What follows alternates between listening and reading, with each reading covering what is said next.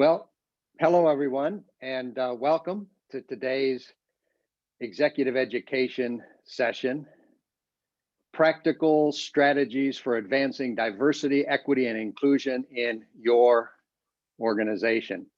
Our presenters today are Dr. Selwa Rahim Dillard, CEO of Equision Consulting, and Jenna Lovett, former Chief Diversity Officer of Alcoa. And I will say more about the two of them in just a minute.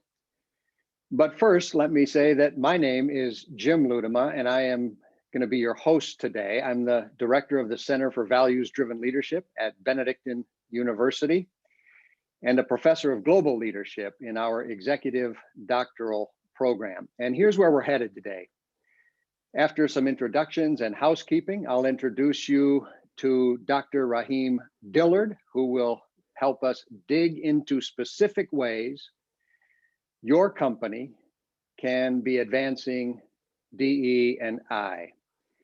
Then Selwa is going to interview Jenna so that Jenna's executive experience can shed additional light on the topic. And we'll save about 10 minutes to spend on Q&A at the end. In terms of housekeeping, we ask that you please keep yourself on mute with your video off. That will allow everyone to hear our speakers clearly and also prevent distractions. But we definitely want to hear from you. Our chat box has been enabled so that you can ask your questions directly, and our colleague Amber Johnson will monitor the chat box throughout the session and bring out your questions at the end.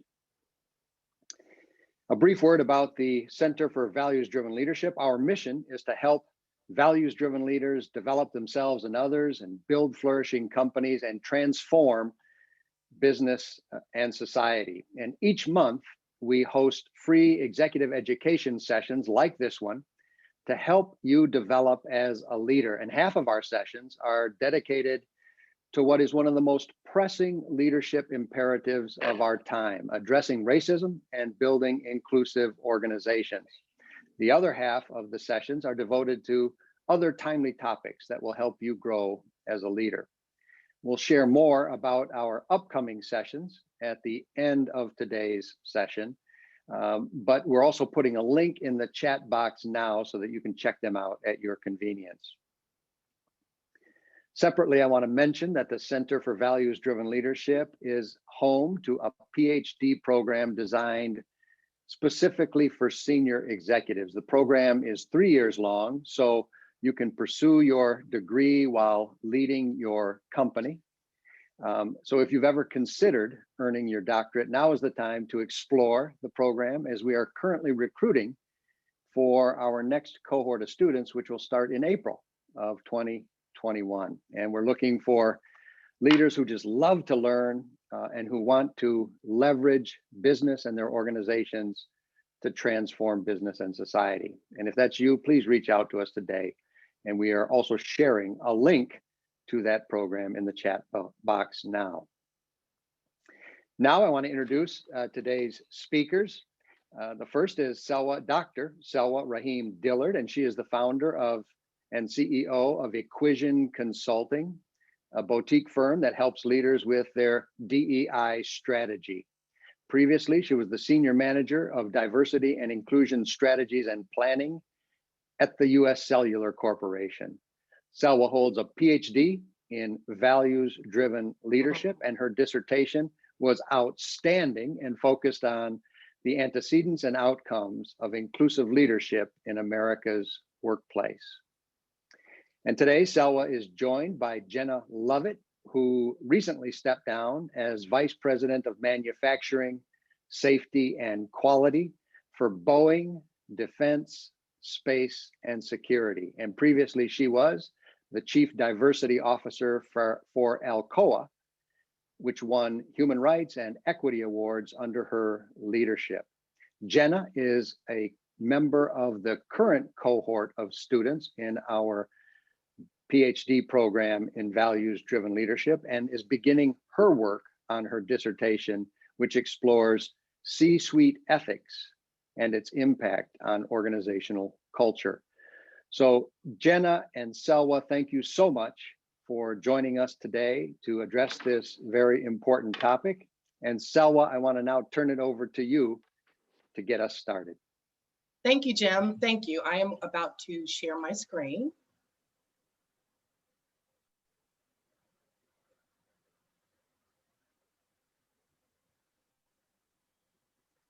Just confirming that you do see the slide.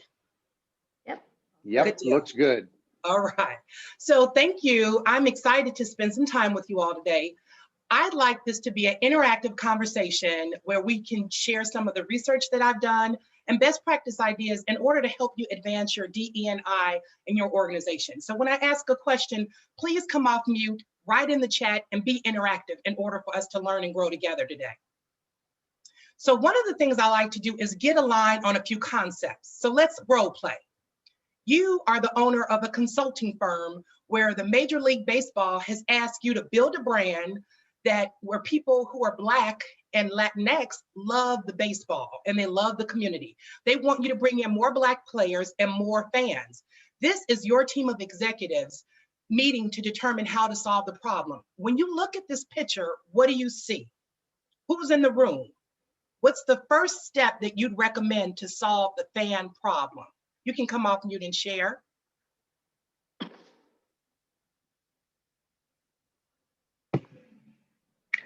Hi, I'd bring some diversity onto the team. Mm-hmm. Yep. Yes. Yep. Yes. Thank you for that, Jim. Thank you for that, Lisa. I do the same thing. I'd add diversity. That's the first thing. So what is diversity? Diversity is a quantifiable measurement. It is the manifestation of all the beautiful ways that we differ. It refers to our characteristics that make us unique, like our ethnic background, our color, our religion, our gender, sexual orientation, age, our educational background, our mental and our physical abilities. The composition of our teams impacts everything in the company, from our feelings of engagement to the end products, the programs, and our service offerings. So it's important to know that diversity is a precursor for creating inclusion. You can have diversity without inclusion, but you cannot have inclusion without diversity. So what is inclusion? Inclusion is an essential part of this work. It is a feeling of belonging and feeling like an insider and being valued for being your full, authentic expression of yourself. There's a lot of talk in this work about equity and equality. So one of the pictures shows equity and one shows equality. I'd like to test your prior knowledge. Please write in the chat if the equity image is on the left or if it's on the right.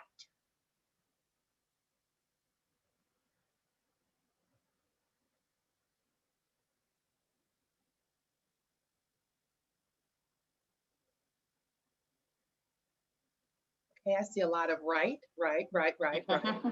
Okay, good deal. Thank you for that.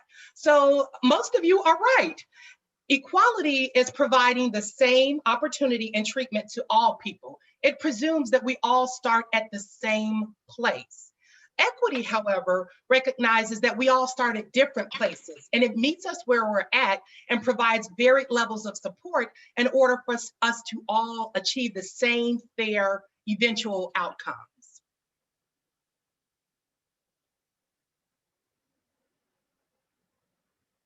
So CEO, this is your new team of executives. They're meeting to solve the same community and fan problem. When you look at this picture, what do you see different in the room?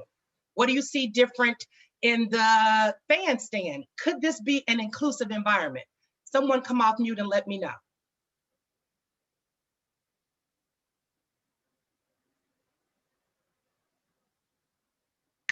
Hi, this is Lisa. Hi, Lisa. I see diversity of gender, diversity of race, and that's about the most I can tell. Got it. But there, yeah. Yeah, thanks for that, Lisa. So based on there being more diversity in the room, would you look at this picture and presume that there could possibly be inclusion as well?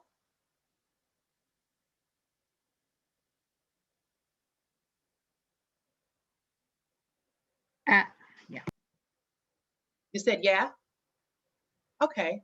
And does anyone have any additional recommendations that they would do in order to solve the problem of optimizing the baseball parks, getting more Black fans, getting more Latinx fans? What could they do different than what's in this picture?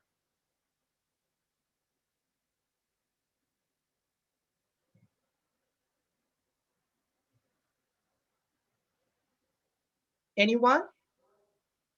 So Clifford Hill.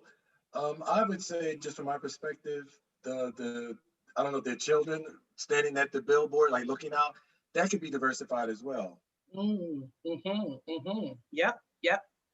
Thank you for that, Clifford. So now you have a diverse room, but it looks like they're looking at equity and equality. So they're still not necessarily solving the problems. When you look at the fans in the background, there are not as many fans in the seats as well. So here is my dream executive team. It's a diverse team with a Black woman co-leading the efforts. Not only are the seats filled to capacity, but the structural barrier of the gate that was prohibiting those people from entering was removed. The same people who were once struggling to see the game are now key players. My research has shown that inclusion alone does not yield equity. Inclusion is really a time-specific perception that can quickly change with new data points. You think you feel a sense of belonging and that you're valued until you learn that your peer is making much more money than you. That's what I call the illusion of inclusion. Folks are nice, but not necessarily equitable. And while equity allows you to be paid the same as your peers, it does not give you a sense of belonging or allow you to be a full expression of your authentic self. There are many, many people in corporate America who are paid equitably, but treated poorly. So equity without inclusion forces people to assimilate for a sense of belonging. The ultimate goal that people want is a new construct called equision. Equision affords marginalized people opportunities they need to be successful while simultaneously creating a sense of belonging and value for being their full expression of themselves. So a lot of work in DE&I revolves around a solid understanding of oppression, of race, and racism. Race is a social construct that was created by man. It's proven that humans are 99.9% genetically the same, according to the National Genome Institute of Research. Races look different because of the geographic regions where our ancestors lived and the weather they had to endure. Their outer appearance adjusted to the weather. According to the US Census Bureau, these are the races in America.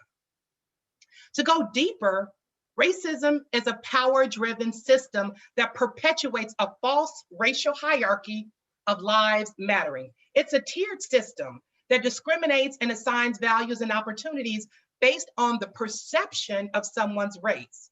This unfairly gives unearned advantages to some and disadvantages to others. In America, the closer you are to white, the more privileges you have, and the closer you are to Black, the less privileges you have. To dig a little deeper, there are 3 levels of racism. There is institutional racism, personally mediated racism, and internalized racism. When we talk about institutional racism, we're talking about structurally embedded inequities that are organized in our institutional norms, in our practices, in our policies, and in our laws. There does not need to be an identifiable perpetrator in institutional racism. When we talk about personally mediated racism, we're talking about the inequitable discrimination of a person. It is the intentional and unintentional acts of people that maintain this institutional racism. It's the omission and the commission of their behaviors. And then there's internalized racism. This is when stigmatized racists believe the negative messages about their own abilities and their intrinsic worth. It is characterized by them not believing in themselves nor anyone who looks like them. So what's an example of institutional racism? Voter suppression. What's an example of a personally mediated racism? Calling someone a culturally demeaning word or being silent while someone is being called a culturally demeaning word. This is what we mean when we talk about silence is complicit, because it is upholding and maintaining racism instead of disrupting it. And then internalized racism. An example of this is a Black person who may think that their skin color is ugly and they begin to bleach it in order to make it lighter. With that, there are two approaches to creating a more diverse, equitable, and inclusive workplace. It's a systemic approach and an individualistic approach. A systemic approach recognizes that a system is a sum of interconnected parts. This approach has the biggest impact because it looks at the entire system and it embeds equity into the organization's policies, the processes, and the systems. Racism, sexism, ableism, and all the isms are embedded into systems of inequity. A systemic approach challenges the status quo and the way we've always done things. It means the interrogating, the dismantling, and the reforming of things like hiring policies and practices, pay structures and practices, promotion processes, the talent and performance management practices, the company's products and service offerings, your internal and your external communication, your marketing and your sponsorships, your footprint planning processes, your procurement policies, your policies around external partnerships, your philanthropic policies, your board appointments, and your mentoring and sponsoring programs, amongst other things. The second way to create a more equitable, diverse, and inclusive organization is by positively impacting the lived experience of marginalized people. This could include giving fair, frequent, high-quality feedback, asking who's not at the table, and then pulling up a seat for them, actively addressing microaggressions, speaking up against injustice, the giving of your support, your advocacy, and your allyship to marginalized people, valuing and appreciating diverse perspectives, including marginalized people in the decision-making, empowering and amplifying the voices of marginalized people. You can create a safe and brave space to have conversations with marginalized people, create a welcoming environment and a sense of belonging. You can model authenticity. You can be open, show vulnerability, be kind, show empathy, show concern, and demonstrate commitment to fairness through your behaviors. My study on inclusive leadership in America's workplace showed that employees must understand their identities, power, and privilege in order to effectively move DE&I work forward. So I'm asking you, who are you? Who is your authentic self? What are your identities? What strengths do you hold? What do you value? What are your mental models? What were you told as a child that you still believe? These identities inform our choices, our biases, our opinions, and our behaviors. They are a culmination of our experiences, our mental models, our self-recognitions, and our emotions. We see, negotiate, and construct the world through our very unique lens. A reflection on this allows us to locate ourselves and to understand how we contribute to the dismantling or the upholding of systemic and individualized workplace inequities and exclusions. It is important to know that you can hold two, multiple, or more identities that change with time and context. Today, I am a Black Muslim mother, wife, sister, DE&I scholar practitioner who was born and raised in Chicago, Illinois. But 20-something years ago, I was single with no kids. I hadn't earned my PhDs. So my identities were drastically different. Let's talk about power. Power is the ability to influence others. It exists in relationship to other people. It is a time and context specific construct that is always under negotiation. So the power that I will to effectuate positive change in the workplace is different than the power I exert to get my teenage son to clean his room. I'd like us to do a Zoom poll to identify and contextualize our power in the workplace.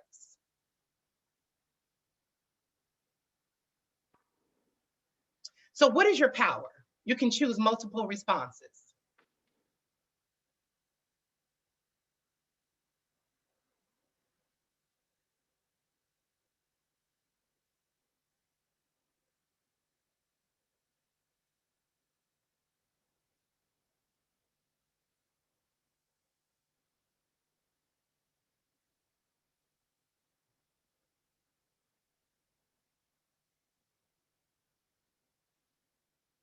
Amber, can you bring up the poll? I don't see it. There we go. Okay, we're going to go on and close it out. So 43% of you all have manager power, 20% are vice presidents, 10% board directors, 10% HR employees, 13% employee resource group leaders, none are procurement employees, 20% of you have company tenure, 13% of you communications employees, and 73% of you are SMEs, subject matter experts. Thank you for that.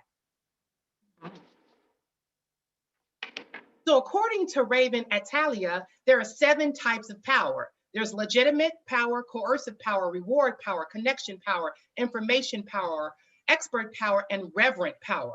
So when we talk about power in the workplace, we usually are talking about the traditional hierarchical roles like a vice president, a C-suite executive, or a board director. They own what is called legitimate power.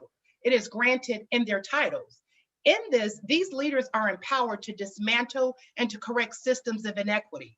They can make DE&I a priority with accountability and metrics. They can change the composition of the C-suite and the board positions. And they can demand equitable succession planning and the promoting of Black, brown, and women folks. While power can be granted in titles, it can also be earned through your interactions and expertise. Our biased systems have taught us to hoard power. We've been conditioned to believe that power is zero sum, that some must lose in order for others to gain. But there is not a limited amount of power. Like everything else, power has evolved.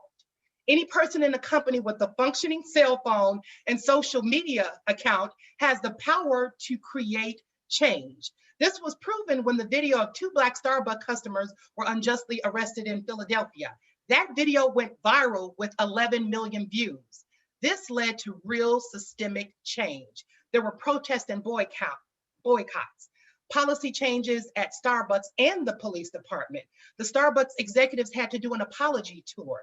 There was racial bias training for 175,000 Starbucks employees. They did a temporary shutdown of 8,000 stores. There was undisclosed settlement amount from Starbucks. There was creation of an entrepreneur program in the city of Philadelphia, and over tens of millions of dollars were lost in sales. So I'd like to just end with saying all employees have workplace power. The practices that we do to dismantle the systems of inequity and improve the lives of disfavored people will make the difference. Managers of people, you have what we call reward power. You have the capacity to evaluate, incent, and give fair performance in an equitable manner.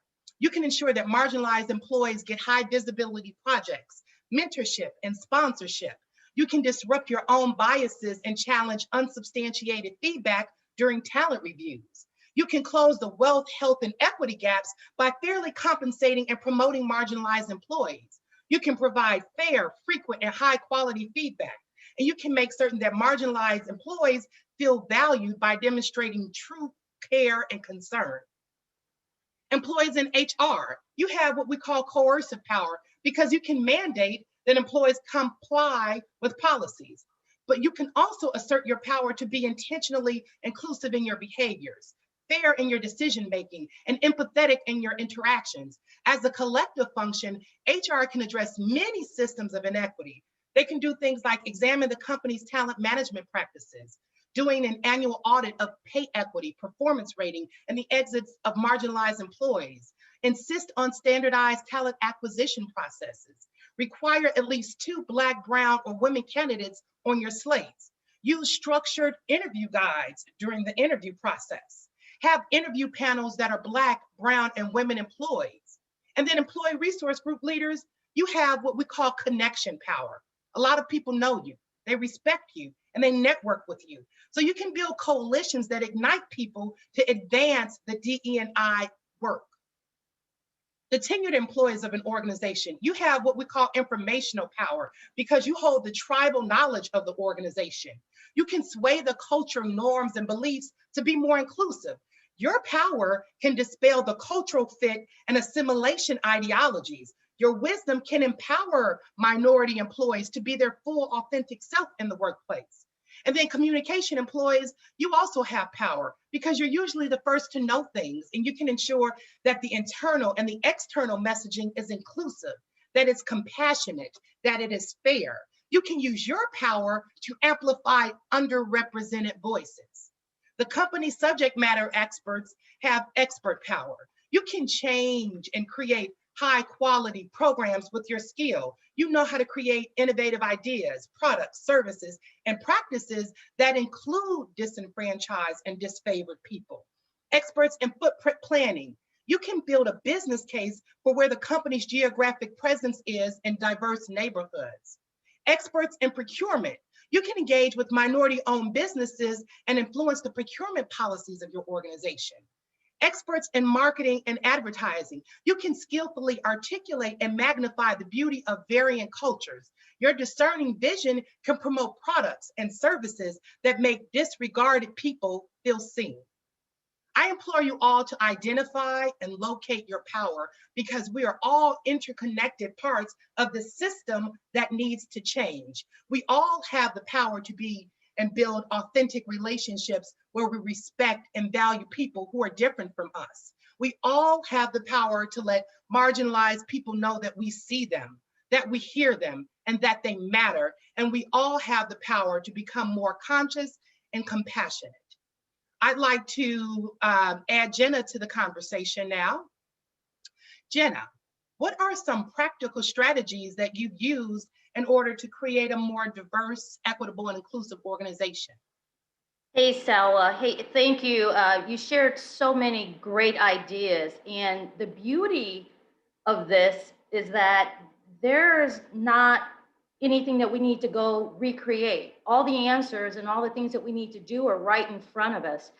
I love when you spoke about the systemic changes and approaches, and then to change, and then the individual, because this is what it really comes down to. It really has to be an individual approach. So to answer your question, one of the first things I do when I go into an organization is I look at the salaries, because often they tell a story that's very clear, and it makes me sad, angry, and then I get resolute. It's hard to reconcile that it is pure coincidence that an entire class of people have either brought in at a lower level, didn't perform correctly. It doesn't make sense. And so one of the first things I do is write that. I have the power of the budget. There's performance appraisal. I go through, and it has been instances where you can see women. All the women in the organization are either just below mid-level or lower, or you'll see people of color. And so that's, you have to correct it. That's not waiting for HR, that's advancing it and making it happen for your area. The other thing is, we spoke about mentoring. Most companies have established mentoring systems, but let's face it, Black talent are the least cultivated and the least developed. So the one simple thing was to just come into the Boeing company, for example, and I get to know people, watch them. I chose five people that I wanted to mentor outside of the ones that I had been assigned by the mainstream system. These people were not in mainstream, but they were gems. They were people that just they'd fallen through the cracks. It went so well that I encouraged my team to do it, my leadership team, and then my boss's leadership team did the same thing. She asked them to do the same thing. These people were then developed, they were placed into mainstream, they were noticed, and they were promoted. And the best outcome is once they're noticed, once they're able to do the things that they've been doing all along, but maybe not being recognized, people then begin to steal your talent. And so that's something that I don't mind at all, stealing the talent. Good problem, yeah. Yeah, that's a great problem. And then the other thing, you spoke about it, the slate, when making sure that you have representatives of the entire talent pool. I cannot tell you how many people understand that, but will still not necessarily do it. As a leader, you have to be willing, even though you may have this role that has to be filled immediately, you may have to just reject the slates. And I often did. I sent them back. If they're out of their comfort zone, that's great. If they're inspired to go outside of the mainstream, because mostly everyone has a list of people that are on these next up lists. They've been recognized as being top talent, but I guarantee you there are others there that are just as deserving. Thank you for that. You're welcome. Have you noticed or there a shift in the culture this last year with the brutal murder of George Floyd and Ahmaud Arbery? What different, and dealing with COVID, what have you done differently or seen differently in order to move this work forward? Yeah, I'm not so much in the space right now because I've been taking some time off for my PhD, but I still remain connected with my colleagues. And of course, I follow what's going on in the world. And I can see there has just been this influx of chief diversity officers. And I think that's a great step, but it seems that the immediate answer to adding executives, Black executives to the C-suite is to peg them for that role. Yeah. And I would say that's a good start, but recognize that one person can't do it all. Just as you wouldn't hire one person to manage finance throughout the entire organization or quality or safety, you can't have one person manage the diversity piece. I think what's really needed is the breakdown of the systems. I've been doing some consulting, and almost to a fault, the root cause is that the systems are broken. Yeah. The systems don't favor the people that, and they weren't built for the people that look like you and me and females. And so changing that is what's going to be critical. And so I'd like to see the first step being diversity chiefs coming in and getting to work, but they have to be supported. And they have to be supported in a way that doesn't place them in a position to roll out training, et cetera. Those things are great, but they're not effective. They have to be listened to in the areas that need the systemic change and breakdown, and then supported to be able to do that. And not just by the HR department or the CEO, but everyone who walks in the door who has a piece of it. Thank you for that. Yeah. What did you see when you were CDO and an executive at Boeing as the biggest impediment to actually building those bridges in order to systemically make changes in areas that you could not control?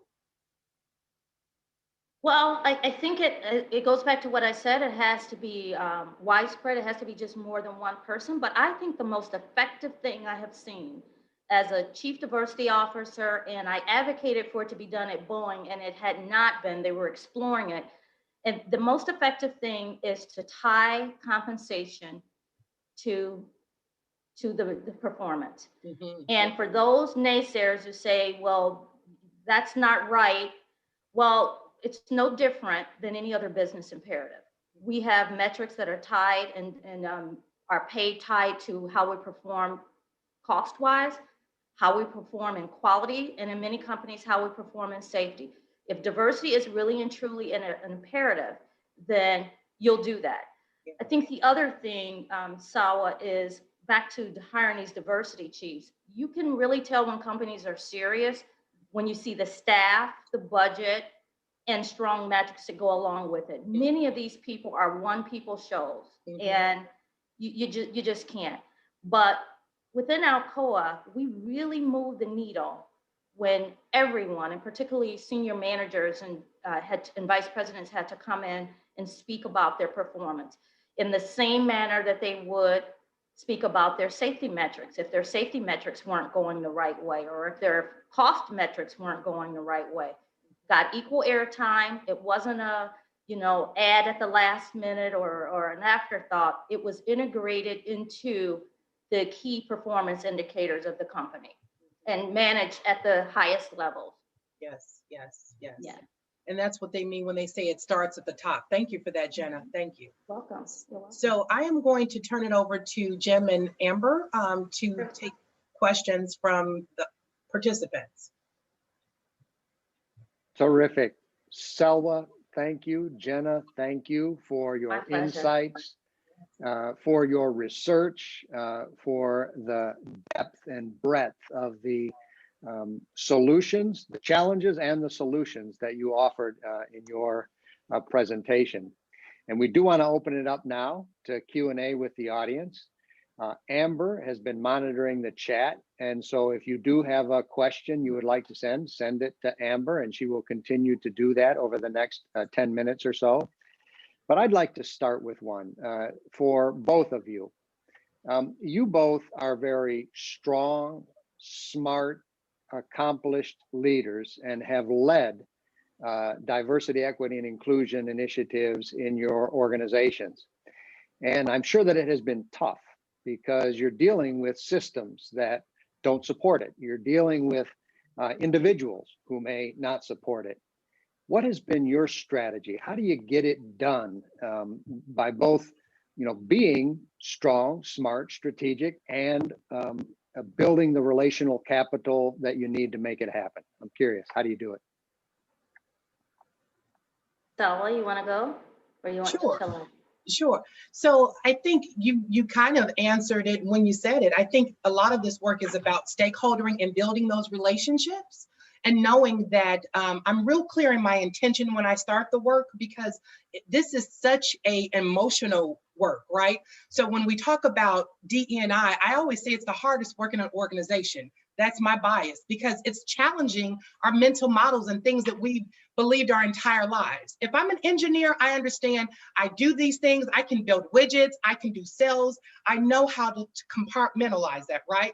But when you ask me to do that and interrogate my own values and beliefs and behaviors and how I show up, that's hard work. So I make certain that my intention is really clear when I engage with people so that I could lead the work without them thinking that I have a alternative motive other than advancing the opportunity and access for marginalized people. So that's a big part of the work for me. For me, it was starting with just presenting a clear and compelling case. I worked with a lot of male leaders, and the one thing that I could count on is that they wanted to win. So create that case that enables them to win. Explain that business case. The other thing is I always try to make sure that they recognize that inclusion did not mean the exclusion of white males. And so they needed to feel that they weren't losing anything by supporting this. And then I think the other thing is to listen to advice. They have a perspective, and there are some things that we needed to address from that standpoint. It being conflict averse rather. They don't like conflict, many of them stated. And so finding ways that were helpful to deal with that. If you criticize a female, if you criticize a Black, they did not want the baggage of feeling like they were against feminism, against women being in the workforce, or that they supported slavery in any way. And so making sure that you have those open and honest conversations. And then last but not least, I had to face the fact that there were senior leaders in that audience that would nod their heads when the CEO was there as though they went along with it, but ultimately they didn't. And so on days when they were having a bad day, or more importantly, I was having a bad day, we made sure we didn't meet. I didn't engage in meeting with them because it wasn't going to go good for either of us. So knowing when to retreat and come back is also a good thing. Wow. Thank you for those answers. That was very insightful and almost like, a detective novel, seeing how you figure that out, both with empathy and strength and strategic avoidance. And thank you. Amber, what other questions do we have? Yeah, I think Andrew Gordon's question is a really good one. He says, how can you address leaders and other employees who feel afraid or ashamed about diversity issues so that they step up and stay involved? And I know that that's a really powerful question because a lot of people are afraid of getting it wrong, or they feel ashamed because they know they haven't been doing as much as they should. So how do you get people to take the chance to come out and try anyway? Yeah. So I use a strengths-based approach that talks about authenticity. This work isn't about blaming. It's not about right or wrong. It's not that dichotomous. And so I approach it from, again, my intention is to advance this work. And so you have to do your own self-work. Who are you? What are your values? And when you understand who you are, then you negotiate and you transform how you see fit for yourself. But I would offer you that there may be feelings of regret or things that we didn't do, but we don't operate in shame. Shame is I'm a bad person, right? So we don't take it on as characterizing the person when there's different behaviors that they can do in order to improve the diversity, equity, and inclusion. And so thank you for that question. I would just end with saying that this is about making mistakes. There's no right way of doing it. And so a lot of what we call a dominant view is, I got to get this right. I want to do this perfectly. There's no perfect way to do it. You're going to step on some toes, but you want to give yourself grace and give others grace. My advice is simple, and it has always worked for with people that I've spoken to. You have to first truthfully evaluate where you are and own it. And then I and others assume positive intent. Because if you're asking a question, then obviously you're interested. But I think the other thing, Andy, I've always said is just imagine that this situation involves someone that you love deeply, that you cherish even. How would you approach it for that person? Because I guarantee you it's probably the same for someone who's been marginalized. That remedy would help that person too. I can almost guarantee it. Fantastic. Thank you for those responses as well. I have another question. I am sure that both of you have had both good leaders and bad leaders over the course of your career when it comes to promoting diversity, equity, and inclusion. Those that have been great supporters and allies, both strategically and individually, and those that have not.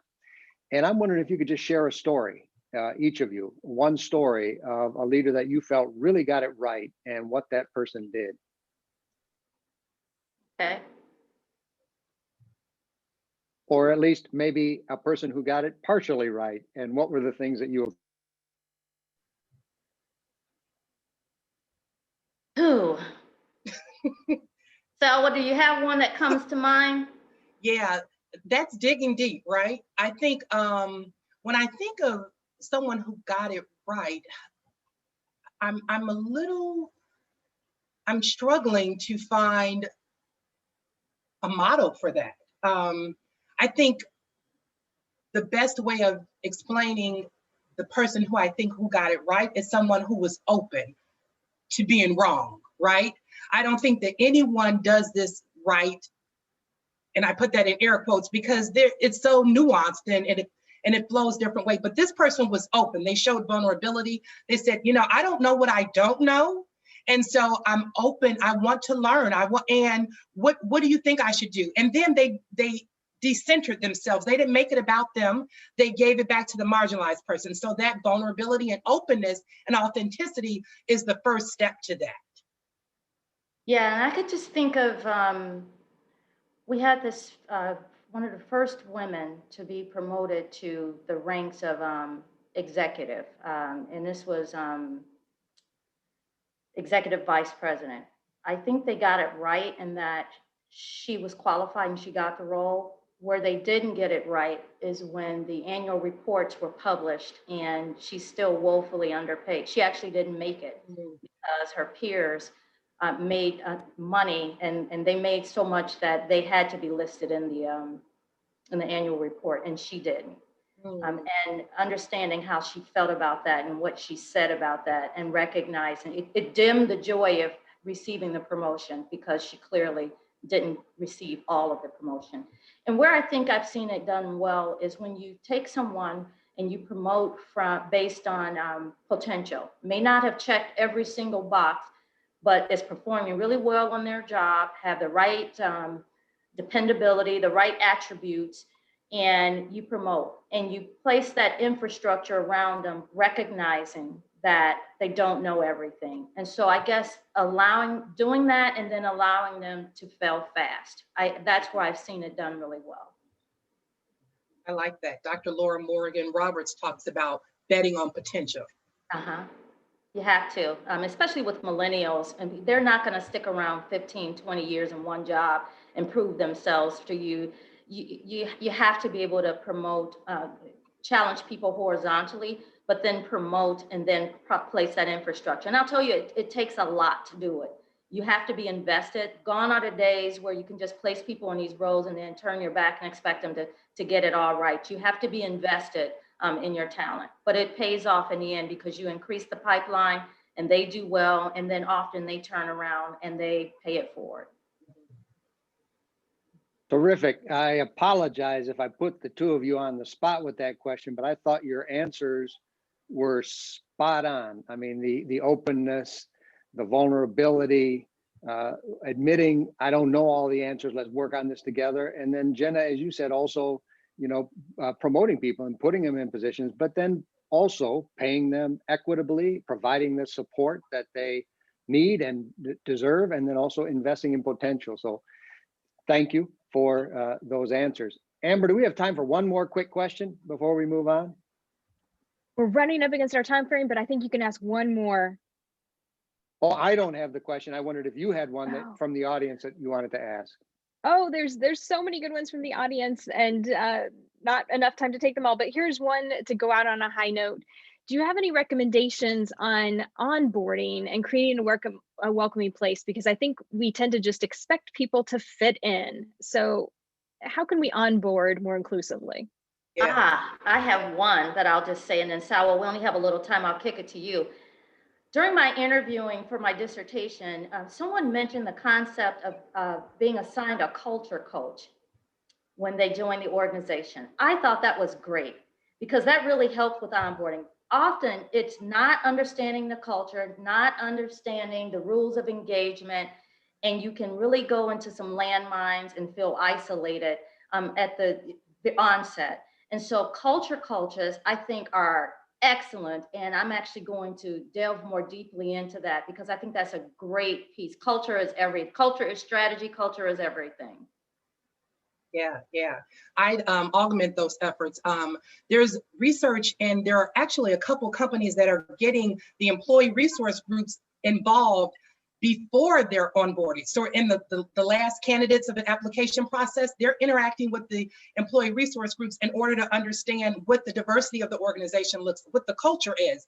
And then I would say using those employee resource groups, again, to really build connections with people. A lot of the tenure is determined in the beginning during that onboarding process. So you want to make certain that you give good cultural acknowledgement of the organization and embed some things in the person that makes them feel a sense of belonging from the get-go.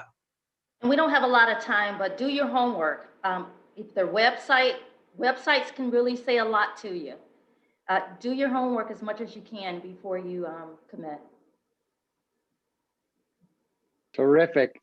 Well, thank you, Jenna, and thank you, Selwa, for your insights, your thoughtfulness, and everything that you brought to us today.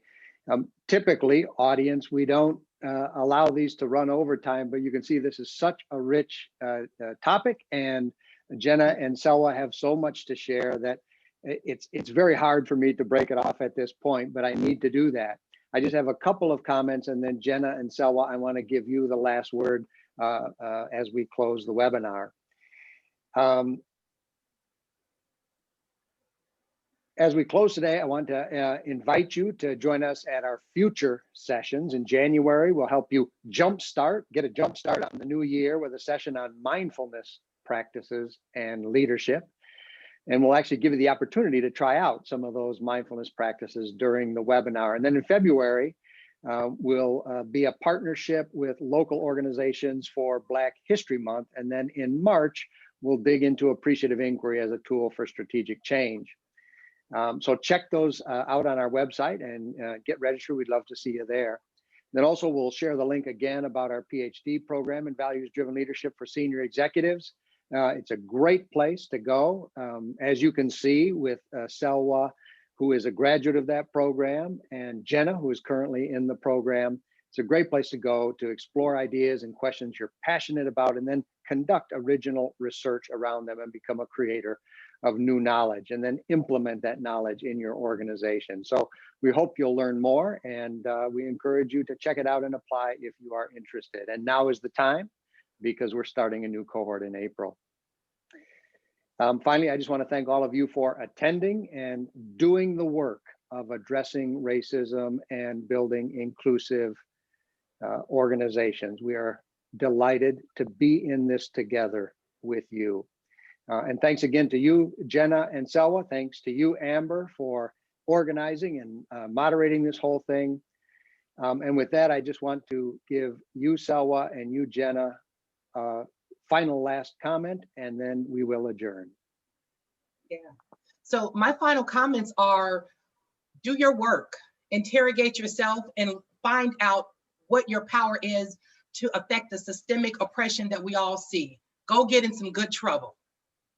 I would offer that we are at an inflection point in history. Jump on that individual approach and understand that we're all going to have to play a part to make this happen. Thanks again, and thank you all for attending, and I wish you all very, very happy holidays. Happy holidays. See you in the all. new year. Happy And with holidays. that, we are adjourned. Thank you.